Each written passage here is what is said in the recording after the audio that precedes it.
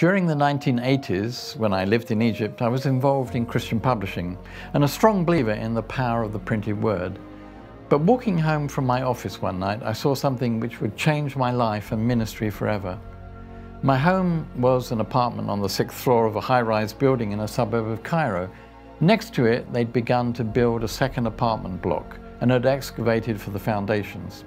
Tonight, I could see that they bought piles of sand, cement and rebar ready for construction to start, and hired a guard to protect these supplies.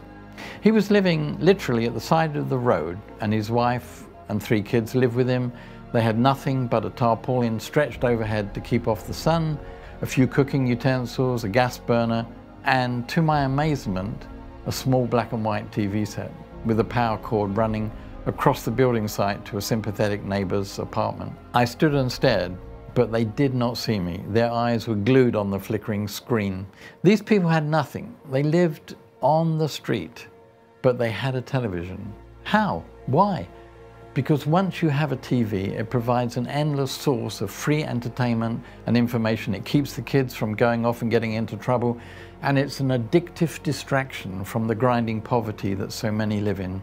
That evening, it became clear to me, unless we could harness the power of the visual media, we would never be able to make the gospel available to the millions in the Middle East who cannot or do not read.